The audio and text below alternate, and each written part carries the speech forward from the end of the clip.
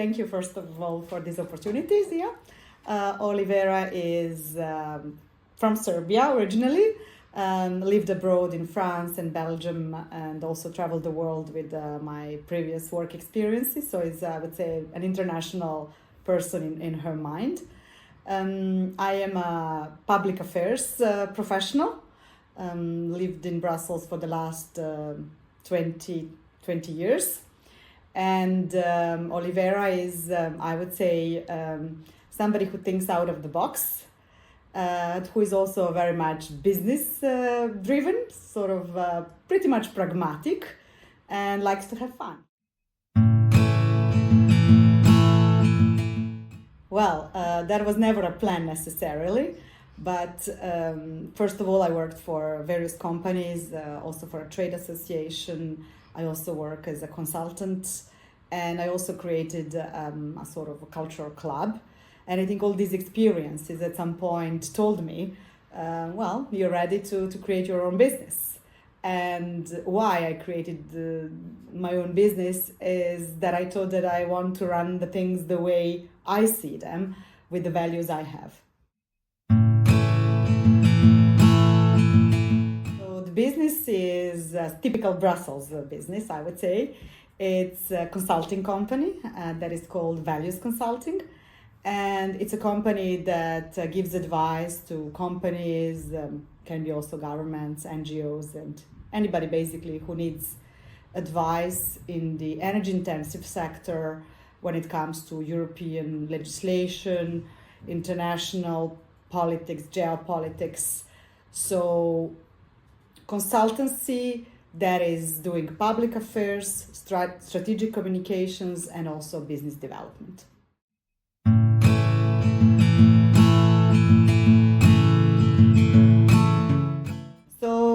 I would say it's a very young business. I call ourselves a startup.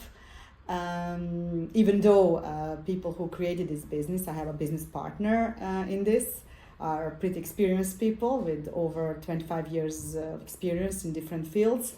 But when you start something from scratch, you have to know everything about everything.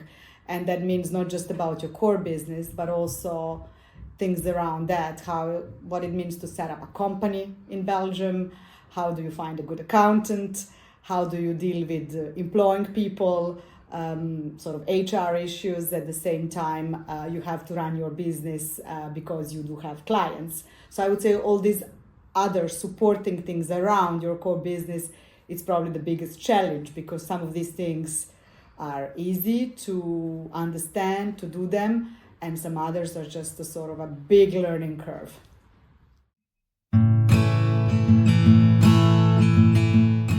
Well, thank you first for calling it success. I think it's still a pretty young baby company to already see success, but I do think that it started very well.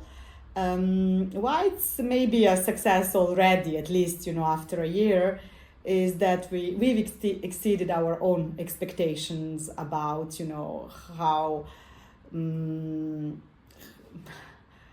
good it would be.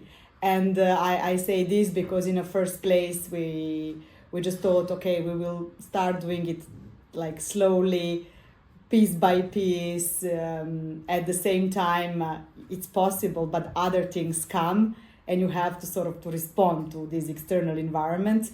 And I think we managed to respond to all these other things that were not planned in a successful way. So the first thing, what we planned, like, of course, it must be a success, because if we planned and if it's not success, we have a problem. But the things that go around that is something that you don't know. You don't plan a war, you don't plan other externalities, and responding to those externalities in a so far good way, I can then call it success.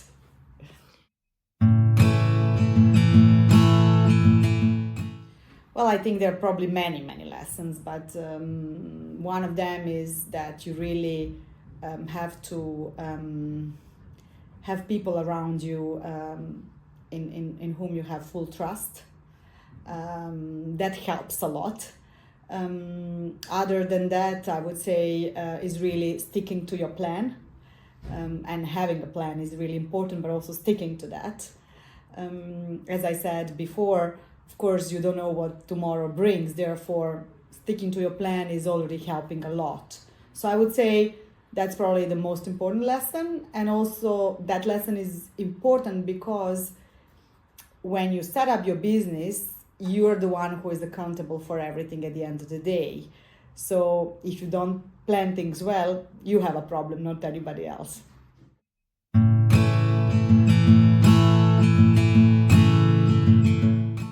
Well, I have plenty, of course, and some of them, of course, now we talk about business, so I will talk about my business role models. Are my ex-bosses, or the bosses of my bosses, or my colleagues even. But I could even say those whom I managed are my role models. I learned a lot, especially in the last few years when I worked in a public affairs consultancy. In another one, I worked with a lot of young people, and I learned a lot from them.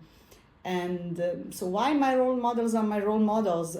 Because I don't know, but I wanted to imitate them. I wanted to be like them. And I wanted to do things that they do well. And I think the combination of those role models is probably who I am today in terms of how I do business and how I behave at work. Maybe, well, I could name many of them, but the longest boss I had in the company BP was Howard Chase. And from Howard, as a Serbian person who is not necessarily by nature diplomatic, from Howard, who is British, I learned a lot about diplomacy and how to say things, and what not to say, and when to say, and how to say. For instance, that's something that really impacted me a lot, because I discovered that you can have a number of personalities in yourself, depending on the situation you are in. Basically, you can be at the same time a student and behave like a student when you meet students at the university. At the same time, you can be a businesswoman and dress up as a businesswoman, and you go and have a proper business meeting. And let's say in the evening, if you have a dinner with an ambassador, you can become a diplomatic person.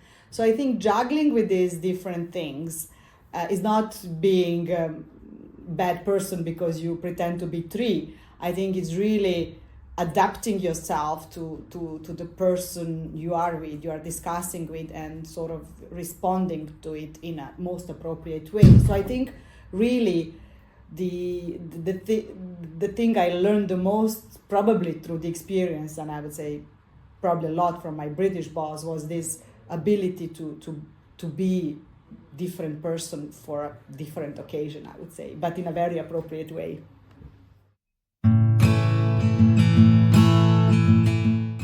Yeah, interesting. I would have liked that somebody told me when I was a little girl or a young woman how to do things. But I think in a way it's a good response. It's first of all, learning by doing, and everybody has her or his own experience, and that helps you also navigate the circumstances that you are in.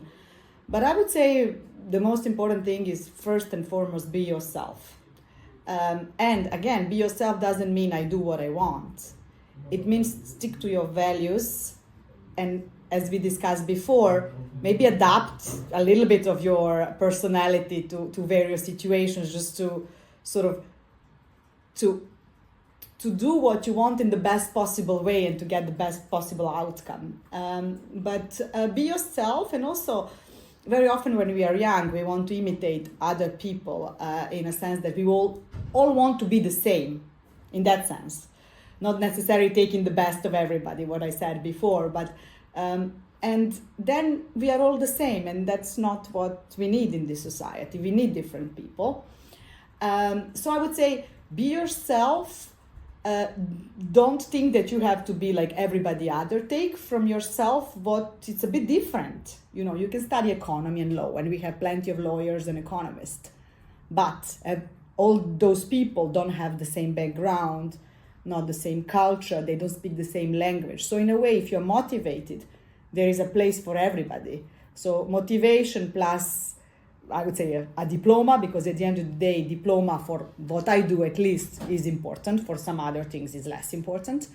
But if you are to do, to develop this kind of a business consultancy in Brussels, you need a diploma. If you're to have a chocolate shop, you don't necessarily need diploma, but also you can go and have a diploma how you make a chocolate, yeah? But be yourself, because everybody has its competitive advantage, no matter how same we are, because we study the same thing. That's maybe the thing I would advise young people overall. For a young girl, I would also say at the end of the day, we are all human beings, you know. I like this thing, you know, man and woman are different by nature. But I don't like the thing that, you know, women should have more, better opportunities because they're just women. No, they are good, and that's why they have good opportunities. So I think it will help young women to say, no, I am good, and therefore I will achieve something, not because somebody put a quota somewhere. These days, it's probably important to have quotas, because otherwise you don't get maybe somewhere. But when you're young, don't think about quotas. Think what you can achieve yourself. The quota can help you later.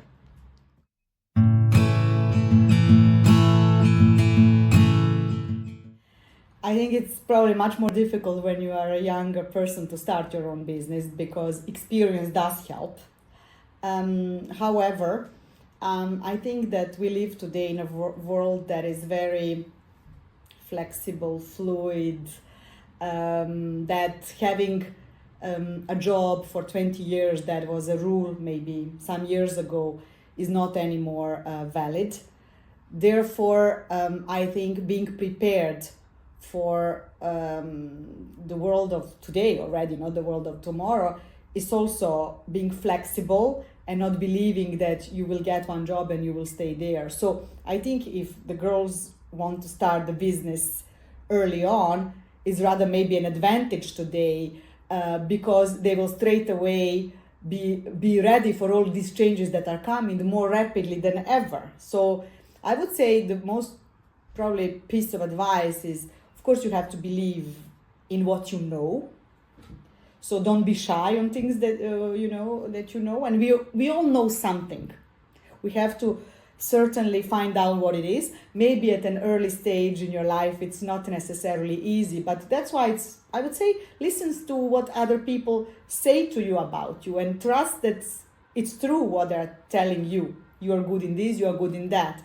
Maybe take time to think about it, and then what I would like to do with that doesn't need to be a business. Can be first of all a hobby, and the hobby can become a business, because usually we like hobbies and we do them well, and we devote time to that. So piece of advice is really maybe listen to what other people think about you, what your skills are, where you're good at. Also think about what you like, and very often these two things connect. And then just go for it and just get yourself informed. What are the rules? Because it's very important to know what are the rules in ABC country about setting up your own business. There are countries where it's easier to set up the business, and others where this is not. Get a good advice on what is setting up a business. That's really important. Okay, thank you. This is it. Thank you.